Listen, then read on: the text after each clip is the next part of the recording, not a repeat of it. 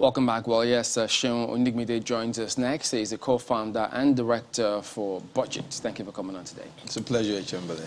Well, you know, you've been looking at this budget for a while.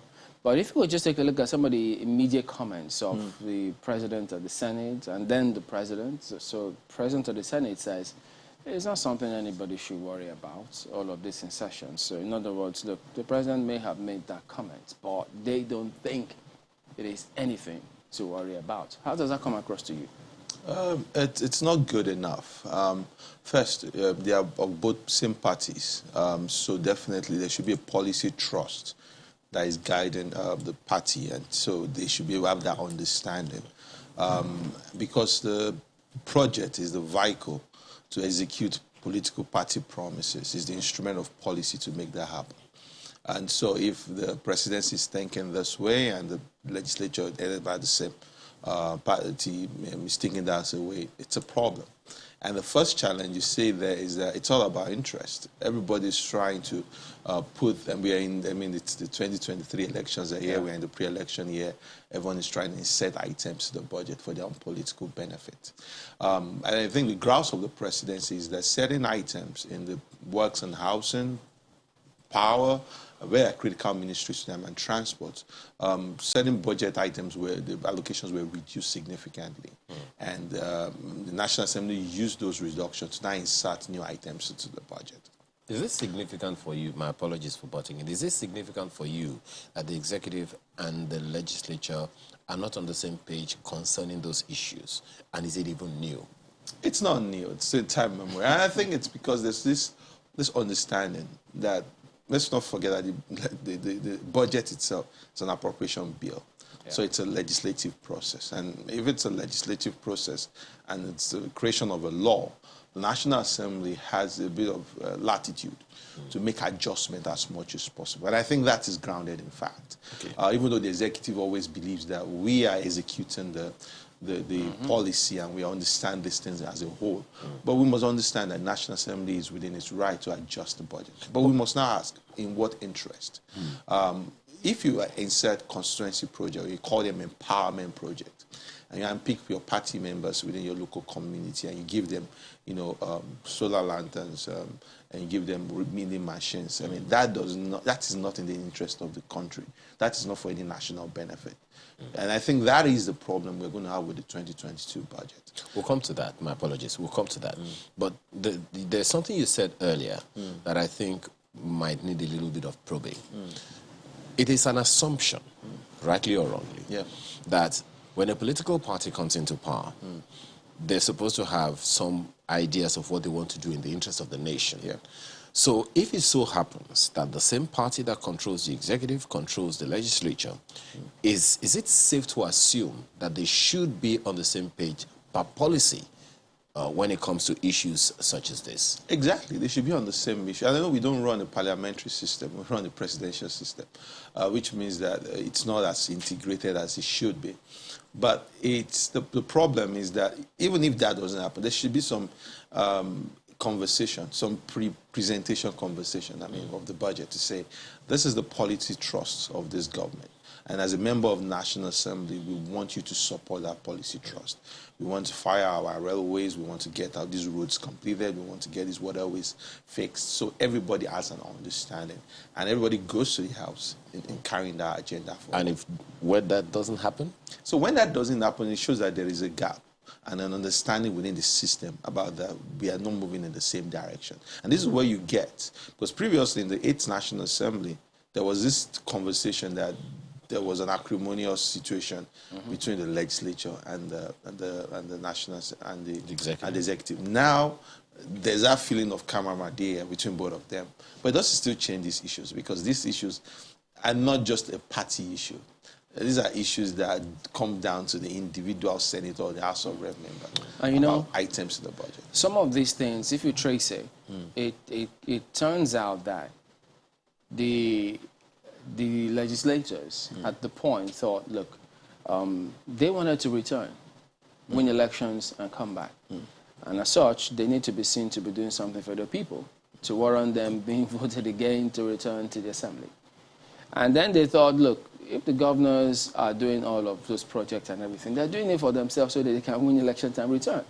So these chaps now thought, oh, wait a minute. In that case, look, I have to do something because it's not the first time this is happening. And I think we also heard the Minister of Work say at some point, look, this project, I think it was even mentioned here, that these are projects that are supposed to be executed by states that you inserted here. It's not federal government to do some of these things. So these problems, however much we discuss them, they put it there so that they will be seen to be doing something for the people and then they can return. I think we've abused the role of the legislature. We have abused that significantly, and it has permeated into a culture. The legislature is meant to represent the interests of the people, make laws, and oversee the executive. Beyond that, why have we built this structure of the legislature must provide handouts?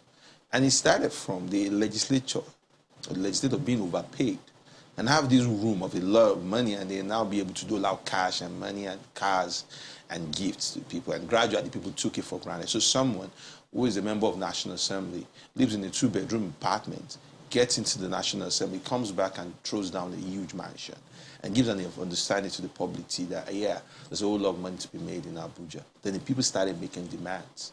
And now we're in a point where whatever you have or whatever you get, it's not even enough to, to continue that retail charity that you were doing. So now people now take the budget as the instrument to perpetuate that. It's not acceptable. Okay. Because what you say is that before we studied the National Assembly budget, we studied the constituency project for like last 6-7 years. It started by people building schools, healthcare centers. It started by providing solar lighting within local communities. It started by providing, portable water system. Now, if you check the constituency project, 78% in the last year was about empowerment projects. Now, who gets an empowerment project in a local community? The budget of a nation supposed to be used to advance personal political opportunity. What did this empowerment project constitute? Is it cash-based or sometimes still it's cash. project-based? Sometimes it's cash. Sometimes it's Tokumbo vehicles. Sometimes it's milling machines. Sometimes it's giving people solar lanterns. Sometimes it could be, just helping traders and sometimes. But we have always struggled with the choice of people that get these benefits, because clearly it always has that political undertone. And I feel that this is the issue. If the budget is meant to advance the public good, why would someone capture that for private gain? Because in my own view, that's blatant corruption.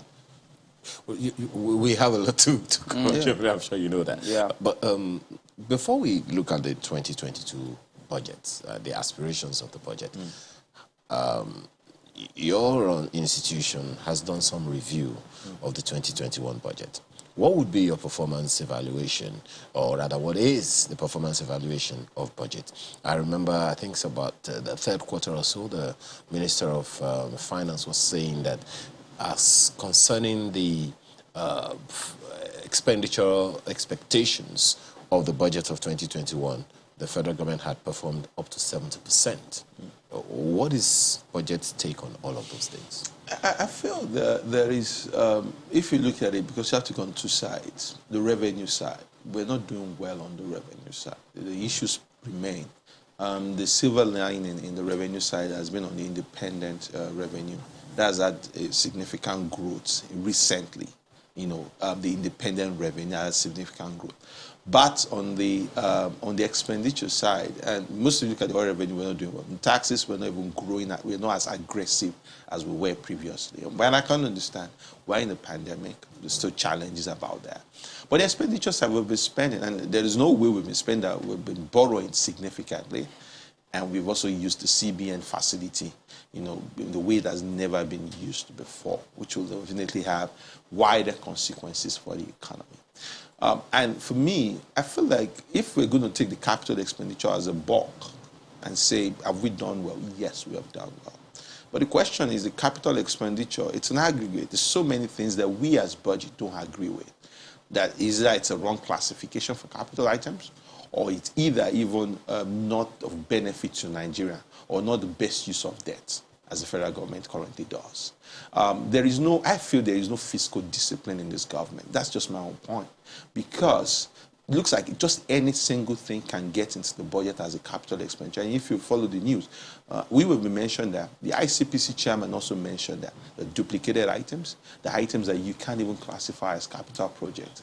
And when the president, and I'm coming back to the initial comment, if the president says we are inserting items to the budget, let's not forget that the executive still has control over what is disbursed for projects. So if you like, insert 20,000 items to the budget, I choose not to fund it. You can't hold me against that. Okay, we'll return and ask, look, how will that play out, if at all it happens? Don't go away.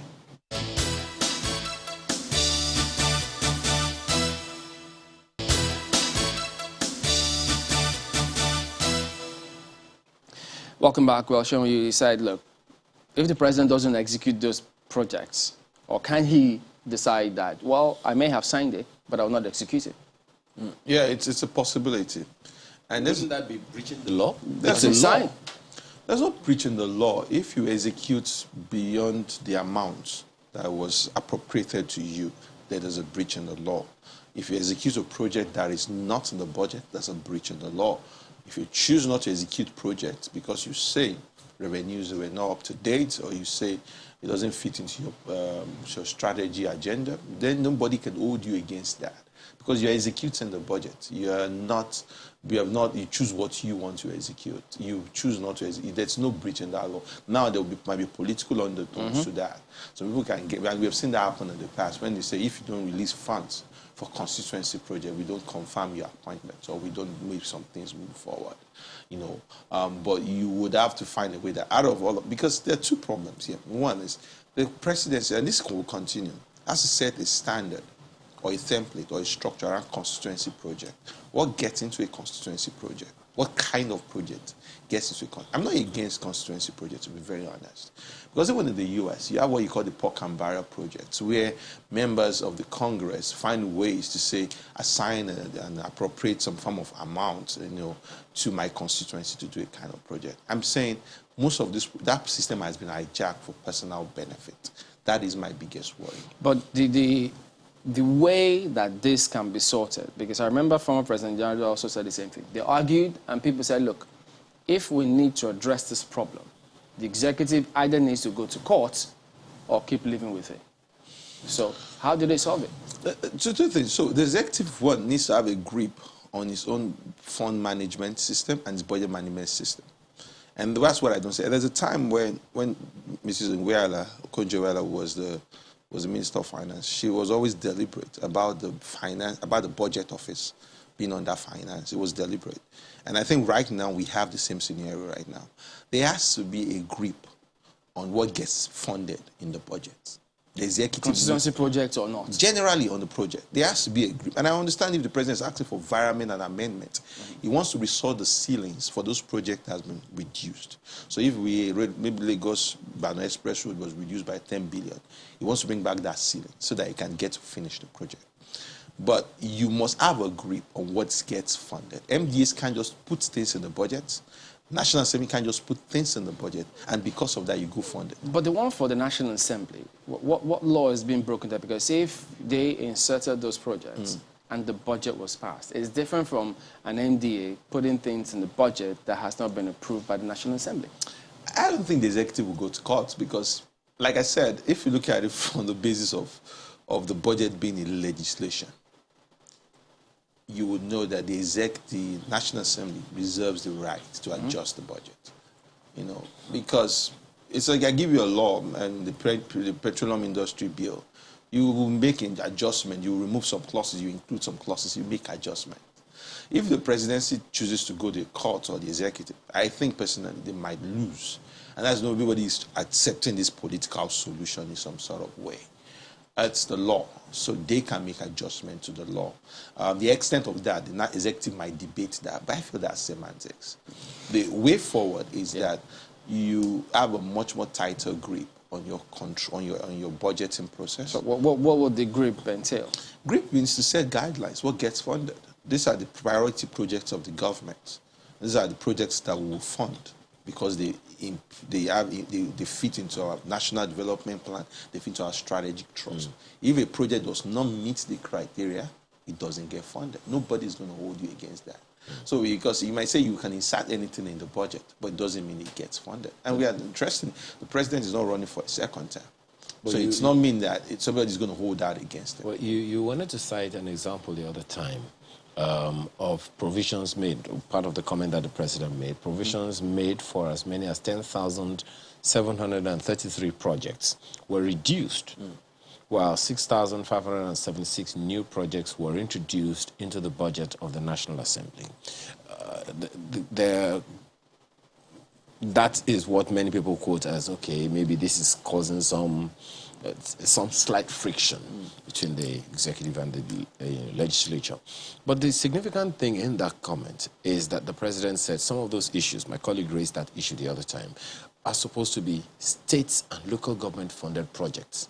The president also said in that comment that, look, some of the issues raised in those 6,000 plus projects, the capacity to execute those projects by the MDAs there are lacking, and they may not have been significantly or adequately costed.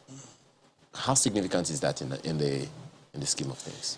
It's a problem. So the first problem is that the insertions that you see in the budget might not have been properly costed, which is right, and which is why I say the president has to have a grip on that process.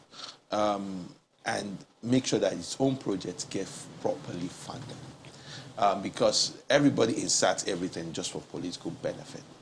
And all of those things also have a mismatch. I mean, we've done the analysis of it. You see a School of Oceanography implementing solar lights. You see a National Human Rights Commission distributing ICT equipment. And if you look properly, it's a constituency project.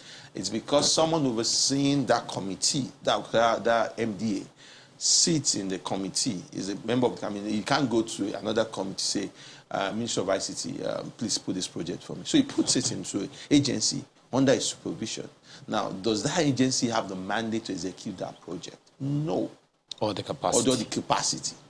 You know, or even to be able to do a proper procurement system. There are questions around that, because one of the questions the number of people want to ask is, okay, so who is going to police that? But don't answer that yet. Markwe has a number of questions for you. Go ahead, Markwe. Hello, Sean. It's good to see you. Happy New Year. Well, if you look at the fact that a budget is how a government executes its promises to the people, and the legislature will also argue that they are a part of government. They are part, especially when the party in power at the executive level, you know, is also in power in the legislature. For instance, the leaders, the legislature, are of the same party with the president. Can we really argue that, you know, whatever it is that they're doing, you know, is really for personal gain, when you know that whatever it is you're able to deliver to your people is essentially what gets you re-elected? Even the executive, that's what it's trying to do through the budget. What's wrong with legislature seeking to do so through the instrumentality of the budget? Yeah, it's about thank you, Markwe. I mean, it's about the beneficiary analysis. And for me, anything is always geared to getting results for the people. But, I mean, if you unpick some few people and you use the budget to benefit that, I don't think that's an appropriate use. Because you can even concentrate all your constituency project in a single locality just because you know that locality gets you the highest number of votes. You can choose to disenfranchise people, now you cite those projects.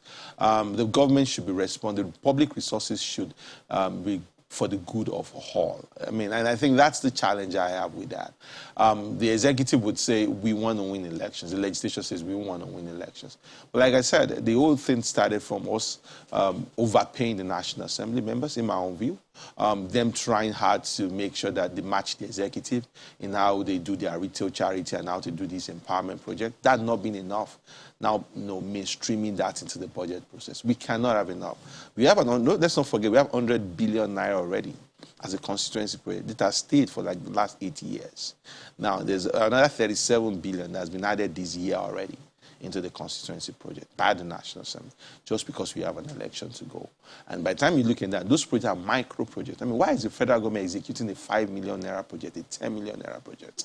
The federal government should be the big pipe where everybody is feeding into. You know, the states are, so you do Lagos by the express road and somebody's doing the Lagos to Abeokuta, you know, extension part of that. And that's how it's supposed to be. But if you have everybody, the federal government being all things to all people, then definitely it's not the proper way to use resources. So I feel we have to go back to the legislature, you know, living truly to their meaning. They are there to make laws and represent the people and to oversee the executive, because this road that we are going, it will never be enough. It will never be sustainable in my own view. Yeah. Okay. Let's set that aside. Let's look at the fact that constantly there's always that friction between the executive and the legislature in terms of increasing revenues for the budget, projected revenues. One, the price of crude is always slightly increased. I do not know how you see that. You see the executive being, or the legislature being overly optimistic. They have an argument for that. They've always argued that, you know, whatever, if the difference between the projected price as given by the executive and the actual price on the market, especially when it is higher, the difference is supposed to go to the excess crude accounts, and oftentimes when funds go there, they're hardly appropriated for when they're spent. That's usually been the argument, but we've always seen that friction, one. Then we've also seen in this times, it was seen that some agencies of government are also expected to ramp up revenue. You heard the Senate President saying that he believes that agencies of government should be able to bring in at least ₦1 trillion into the budget in terms of revenue projections. Given what you know, what are your thoughts with regards to that? I mean, the first one about the budget benchmark, it's a question of the executive being conservative. The National Assembly wants to raise that so that they can have more revenue projections to the budget. So you want more revenue, and you also want possibly even to reduce the deficits. So, I mean, when you see those insertion in the budget, aggregating some amount of money, is because the revenue side of the projection has been increased. And now you use that opportunity to now bring in new projects to the budget. So I think that's the politics you see out there, because it's not because they feel they have some macroeconomic model that tells them it might be much more favorable. It's just on the whim that, yeah, it looks good, then we would be able to get an extra 200 or 300 billion if we're able to increase the oil benchmark price to $62 per barrel. I don't think so. I feel that we could have stayed more conservative and maybe possibly put more money into the NSI and being able to now have targeted investment in infrastructure. That's what I believe. And I think that's very critical. But it is what it is. If the oil price is deep beyond what it is right now, there's going to be an amendment to the budget.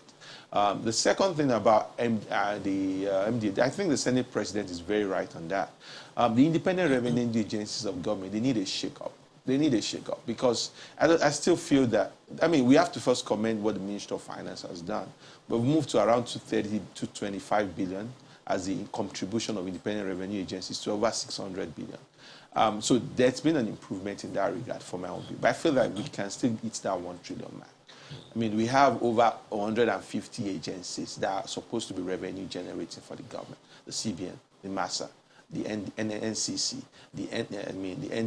several agencies like that. Even the radio stations, the TV stations. In some sort of way, there should be. Pause on that. I'm talking about the government agencies.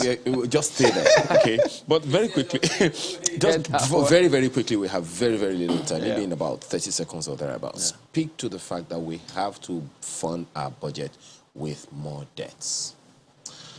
It's a fact, and it's something that we can run away from. But because to raise our revenue, it's a long-term work. It's not something we would change overnight. Because revenue, or taxation that comes from revenue, it's an extension of growth. If an economy does not grow in the way it should grow, and when I was listening to the last panel, we were talking about growth and development. Mm-hmm. If an economy does not grow, you don't get to properly tax it. You can keep trying and keep squeezing people, but reality of the matter is that you're not, that should be the fundamental plan. How do we grow this economy? And when we grow this economy, how do we tax it? And when we tax it, how is it governed by a social contract? Means I'm paying to government, and when I'm in distress and I'm challenged, government is ready to support. And not just the oil revenue and non-oil revenue. That's an anomaly. It should be a tax revenue and then non-tax revenue. But we can't run away from debt right now. But what are we using debt for? Is it proper? That's the question. And the other question is, look, we can borrow all we want and do all we want, or capex and all. If you don't solve power, you'll just keep going around in cycles because you won't address the main problem. Well, that's it for this segment. Seun Nigbide is a co-founder and director of BudgIT. Thank you for coming on. It's a pleasure, Chamberlain. All right.